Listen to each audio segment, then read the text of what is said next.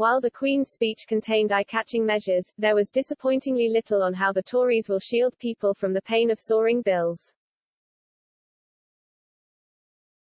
Yes, Boris Johnson is spot on to say that turbocharging economic growth will enrich the whole country in time.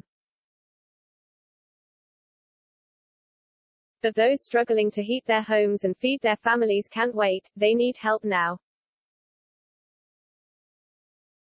Fixing the crippling cost of living must be number 1, 2 and 3 on the government's to-do list. So we welcome the cabinet brainstorming ideas to help those suffering real hardship. Relaxing childminder rules, for one, would reduce parents' costs, but while such policies might make life easier for some, it is merely fiddling around the edges.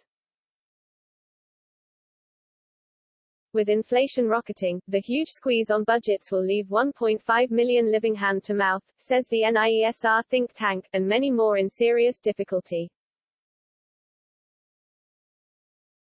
The Daily Mail would typically run a mile from talk of a socialist-style windfall tax on energy giants' profits to subsidize bills. But the firms admit it wouldn't risk investment vital to our energy future, so isn't it worth the Chancellor considering it as a one-off? There is, however, a simpler, and more Tory, way of helping people financially, letting them keep more of their own money. Mr. Johnson insists he wants to cut taxes, that would give workers more to spend and boost productivity and growth. Win-win, so get on with it, PM, or family finances will be devastated, along with the Conservatives' electoral chances. The Northern Ireland Protocol was always a chimera, effectively leaving the province in the single market and placing a border down the Irish Sea. Yet despite being a deeply uncomfortable arrangement, Mr. Johnson had to agree to it in 2019 to outwit a Remain-dominated parliament determined to destroy Brexit.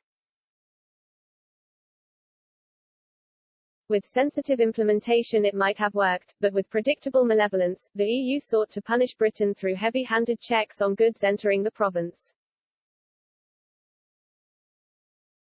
This lack of good faith has led to a surge in sectarian tensions. As a result, Mr. Johnson is now threatening unilaterally to suspend the treaty, just as the EU did last year, when throwing a hissy fit over Britain's COVID vaccine success.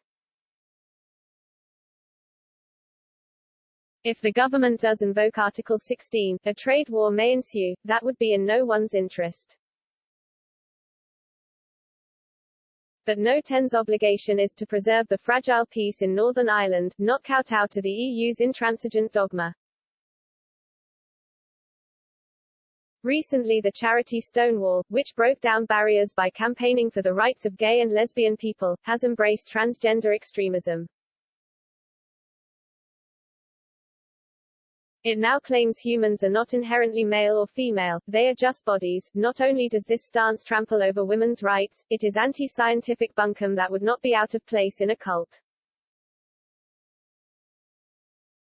Yet such is Stonewall's influence that this is being taught in schools, universities, Whitehall, councils and private companies. This has far-reaching policy implications, but anyone rejecting the warped doctrine risks denunciation as a transphobe. We should all be compassionate towards trans people, but the government must stop Stonewall's toxic politics being spread through the public sector.